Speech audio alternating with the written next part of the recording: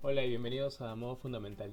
En el video pasado revisamos la materia de física y cómo se relaciona con la ingeniería estructural. El día de hoy avanzamos un paso más y revisaremos la materia de estática, el primer curso ingenieril. La estática estudia el equilibrio de los cuerpos, aquellos que están en reposo o se mueven pero a una velocidad constante, es decir, sin ninguna aceleración. Y a esta condición particular se le denomina equilibrio estático. En este punto de la carrera ya habremos estudiado la estática como tema dentro de los cursos de Física 1 y Física 2. Y entonces, ¿por qué darle tanta importancia y dedicarle un semestre entero al estudio de la estática como materia? Y la respuesta es muy sencilla. Muchos problemas de la ingeniería estructural se basan en el equilibrio estático. Más aún, muchos métodos de análisis estructural requieren que se cumpla el equilibrio estático. Es como un pilar fundamental para muchísimos métodos. Ahora, esto no quiere decir que la estática sea la única herramienta que utilizaremos para la resolución de diferentes tipos de estructuras, pero es una de las más básicas y fundamentales que debemos dominar.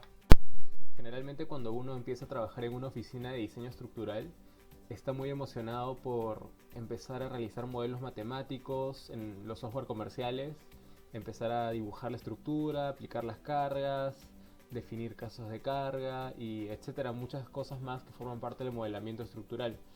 Y uno se emociona tanto que podría cometer el error de creer ciegamente a los resultados que arrojan el software.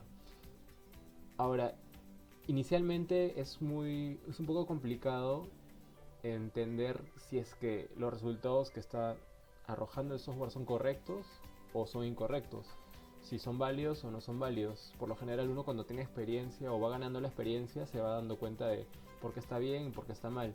Sin embargo, hay muchos resultados que uno con estudios del pregrado, desde los cursos de estática, podría decir es correcto, está bien, está mal o podría haber un error.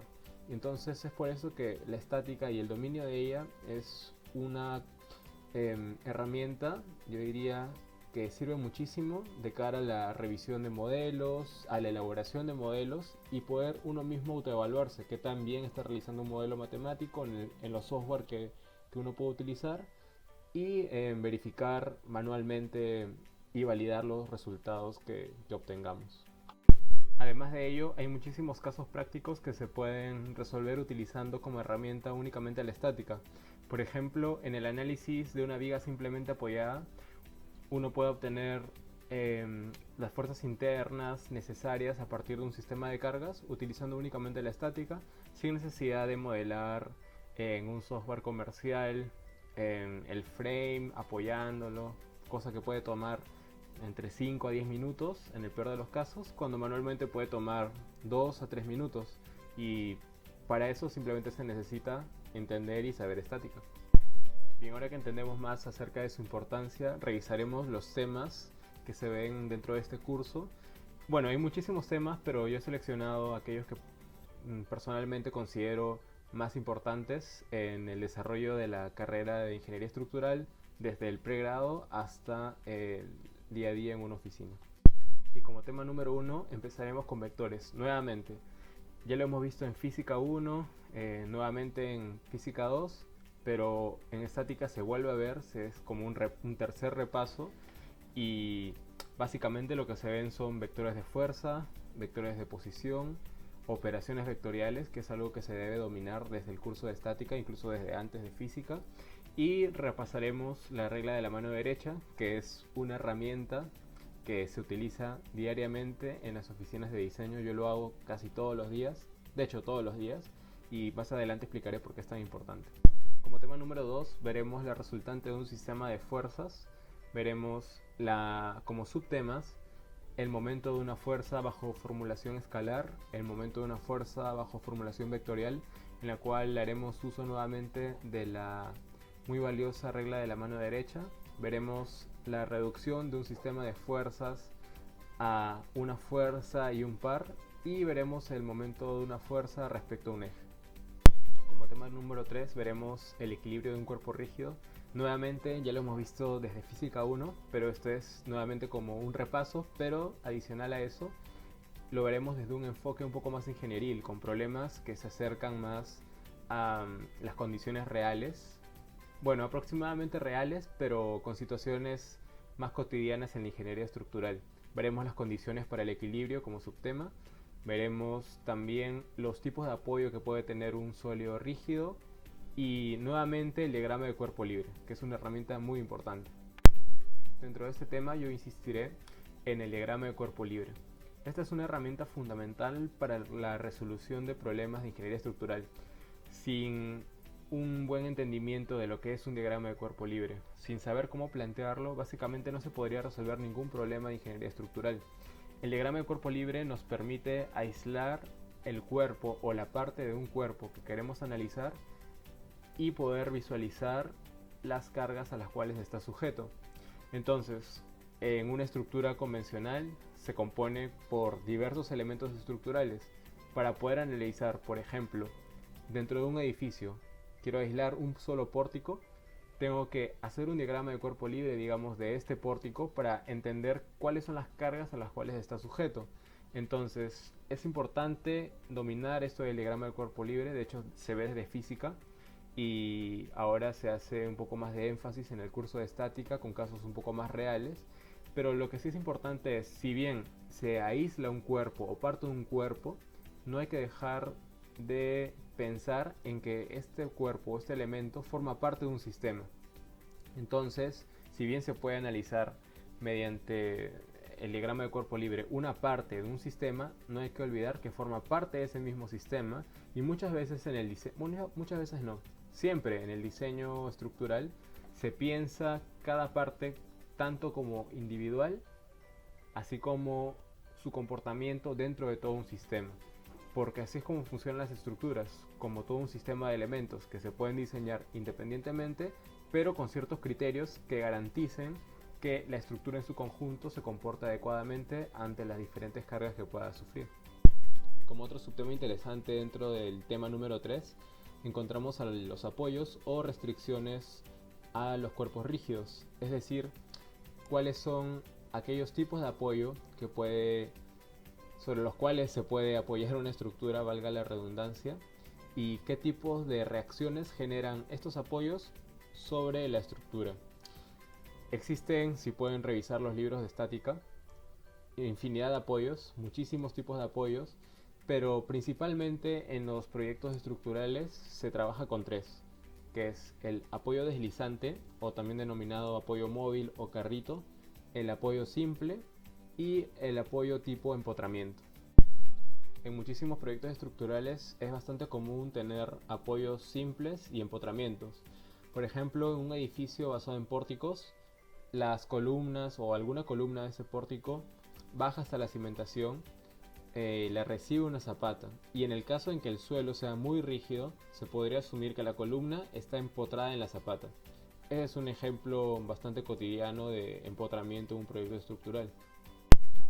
En cuanto al apoyo simple, por ejemplo, si tenemos o vamos a analizar una losa de techo basada en viguetas, estas viguetas entre cada tramo está apoyada por una viga peraltada que pasa transversal o por un muro o placa de concreto armado. Entonces, en la idealización para el análisis de la vigueta, se puede asumir que en cada encuentro con la viga peraltada o con la columna o con la placa de concreto armado, tenemos un apoyo simple. Entonces se hace un modelo bastante sencillo y se usa este tipo de apoyo que estudiamos desde el curso de estática. Como cuarto tema fundamental tenemos análisis estructural, que sí, uno podría decir, tenemos un curso, una materia más adelante que se llama análisis estructural. ¿Cómo es posible que en estática se pueda abarcar todo eso? Y la respuesta es que no se abarca todo, pero se dan las primeras luces acerca de qué realmente es el análisis estructural. Como subtema se ven las armaduras, los métodos de resolución para estas armaduras, tanto en el plano como en el espacio. Las armaduras son un tipo particular de estructura en la cual está formado por diversos elementos estructurales denominados bielas, unidos a través de sus extremos por articulaciones, y se denominan a estos puntos de unión entre bielas nodos. Básicamente las bielas trabajan ya sea solo a compresión o solo a tracción. ese es el funcionamiento, el comportamiento de los elementos de una armadura. Las armaduras se han utilizado para diferentes aplicaciones prácticas, desde las naves industriales o almacenes hasta puentes carreteros.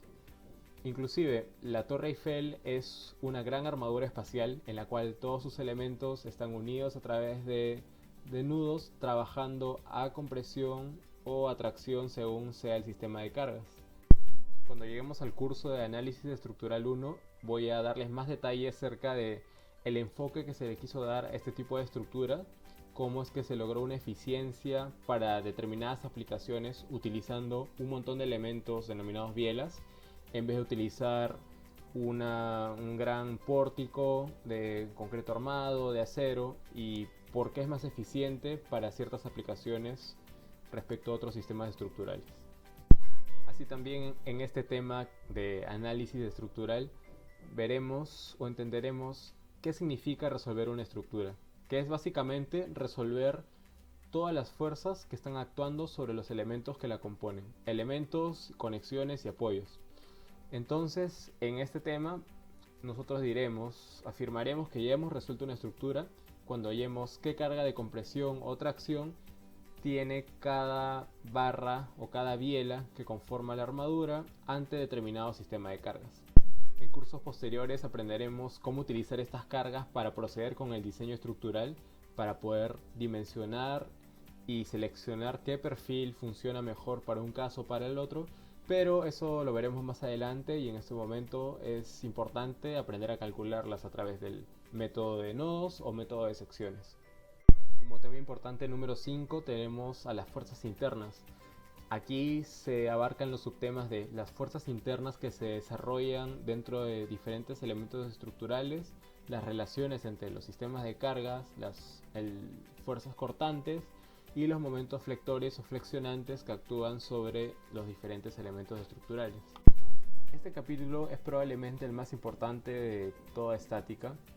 Una estructura puede estar sometida a diferentes tipos de cargas externas como su propio peso, el peso de las personas y del contenido que soporta, cargas de viento, cargas de lluvia, cargas de nieve, carga sísmica, que es muy importante en las zonas de alta sismicidad.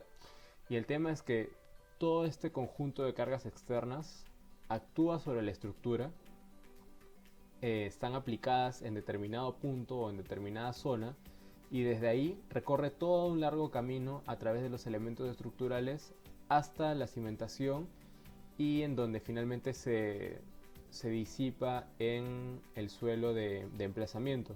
Ahora, en este camino de cargas o load path, como se denomina en inglés, los elementos estructurales que forman parte de él pues sufren fuerzas internas debido a las cargas externas, y estas fuerzas internas son muy importantes porque son la base para hacer el diseño estructural de estos elementos. Entonces uno debe entender la importancia de las fuerzas internas generadas por las cargas externas para poder posteriormente diseñar estos elementos para que funcionen bien y puedan transmitir las cargas adecuadamente desde el punto de aplicación hasta el suelo de cimentación. Las principales fuerzas internas que se revisan en este capítulo son las fuerzas cortantes y los momentos flectores. Su cálculo es bastante recurrente en este capítulo, y sobre todo para el análisis de vigas apoyadas en diferentes tramos. Digo que este capítulo es importante porque aquí se aprende a dibujar los diagramas de fuerzas cortantes y momentos flectores, que son las herramientas gráficas que más ayudan al ingeniero estructural en el diseño de vigas, por ejemplo de concreto armado, para poder visualizar en dónde es que se requiere el acero, el refuerzo longitudinal, y en qué zonas y cuánta cantidad. Realmente es una ayuda gráfica muy importante y la herramienta de uso diario en todas las oficinas de diseño en el momento que se requiera analizar y diseñar una viga de concreto armado, una viga de acero, etc. Pero más allá del diseño, este curso es importante por el entendimiento que se requiere de las ecuaciones de los diagramas a pasar al dibujo de los diagramas, y bueno, esto como base para el próximo diseño, pero son temas que ya se verán más adelante. El sexto tema importante es centro de gravedad y centroide. Para empezar, el centro de gravedad es un concepto que tiene muchísimas aplicaciones prácticas, desde el equilibrio de un sólido rígido hasta la dinámica de un edificio. Por ejemplo, en un edificio que tiene muchos niveles, cada uno de estos niveles está conformado por un sistema de losas, ya sean losas macizas, losas aligeradas o el tipo que sea. La cuestión es que este sistema de losas, por cada nivel, concentra una gran cantidad de masa que está uniformemente distribuida en todo el área. Esta gran cantidad de masa se puede representar por un solo punto, denominado el centro de gravedad o centro de masas. La ubicación de este punto respecto a todo el sistema de masa distribuida tiene una gran importancia en la respuesta estructural de un edificio ante un sismo. El por qué, el cómo y el mecanismo para entender esto lo veremos en el curso de ingeniería antisísmica. Por ahora solo les voy adelantando eso. Por otro lado, el centroide, visto desde el punto de vista de las secciones, se puede definir como aquel punto desde el cual existe una distribución aproximadamente uniforme respecto al resto de puntos que conforma dicho cuerpo. El centroide representa el centro geométrico de un cuerpo. Su cálculo requiere el uso de integrales como herramienta matemática, y en estática se calculan muchos centroides de secciones que son muy raras o muy complicadas, pero en general las secciones de aquellos elementos que son más usados en el día a día en la ingeniería, pues ya están tabuladas y se pueden encontrar en manuales de diseño o incluso en diversos libros de ingeniería. El centroide de una sección es de vital importancia en el análisis de los elementos estructurales. En el siguiente punto explicaré cómo está directamente relacionado con el cálculo de la propiedad denominada momento de inercia. El séptimo y último tema fundamental en estática es momento de inercia. En referencia a las secciones transversales de los elementos estructurales, el momento de inercia, o también llamado segundo momento de área, se puede definir como la propiedad geométrica de determinada sección que indica la resistencia que tiene a girar respecto a un eje. El cálculo del momento de inercia implica el uso de integrales y requiere del previo cálculo del centroide. En ingeniería estructural, el momento de inercia es una propiedad geométrica fundamental y trascendental. De ella dependen, por ejemplo, la mayor o menor deflexión que puede experimentar una viga ante un sistema de cargas, la mayor o menor resistencia que pueda tener esta viga, e incluso la mayor o menor rigidez lateral que pueda tener todo un edificio. Creo que ya hemos hablado bastante del momento de inercia a nivel conceptual, pero siempre es bueno verlo con un ejemplo, y para visualizar su importancia utilizaré un ejemplo bastante sencillo que cualquiera puede reproducir. En este caso tomaré una regla y será un modelo simple de una viga, la cual utilizaré de dos maneras. En el caso número 1 utilizaremos la regla así, con la base con la dimensión larga de la sección transversal y con el peralte con la dimensión corta. Esta regla la apoyaré en las palmas de mis manos y le aplicaré una ligera carga en el medio de la luz. Podemos ver que esta carga, que es bastante que es bastante pequeña, puede lograr deflectar la viga de una gran manera. Bien, en este caso el momento de inercia respecto al eje X, es decir, respecto a este eje, digamos que tiene el valor de 1. Ahora, en el segundo caso, colocaré la viga de esta manera, en el cual la base de la viga es la dimensión corta y el peralte de la viga es la dimensión larga. Entonces, yo al aplicar la misma carga en el mismo lugar, pueden notar que la deflexión es mínima o en todo caso es bastante imperceptible. Yo tendría que aplicar una carga muchísimo más alta para poder finalmente lograr esa deflexión si es que antes no se rompe la regla. En este caso, el tema de las deflexiones, es decir, las deformaciones de los elementos estructurales, son temas que no se ven en estática, porque en todo el curso de estática utilizaremos únicamente sólidos rígidos. Eso es algo bastante importante y es una restricción muy importante en todo el curso. No se ve ningún elemento deformable, todos son sólidos rígidos. Esto es simplemente un ejemplo para que vean la importancia del momento de inercia. Los elementos deformables lo verán en los siguientes cursos, los cuales también tendrán un video al igual que este. Pero bueno, pueden visualizar rápidamente que el momento de inercia es una propiedad fundamental de la cual puede depender la deflexión mayor o menor de una viga e incluso la rigidez lateral de un gran edificio. Entonces es bastante importante este tema, que lo dominen, que aprendan a calcular de buena manera los momentos de inercia, los centroides, y que dominen todos estos conceptos básicos de la estática. Al igual que con los centroides, los momentos de inercia ya están tabulados y se presentan en diferentes libros de ingeniería, así como en los manuales de construcción y diseño de los diferentes organismos de construcción, tanto del país donde cada uno de ustedes provenga, así como de los organismos internacionales que están en Estados Unidos, como el ISC. Muy bien, hemos repasado los temas más importantes de estática, los subtemas que componen a cada uno de estos temas, y hemos visto cómo cada uno de ellos se conecta de determinada manera con la labor de un ingeniero estructural dentro de un gran proyecto de estructuras.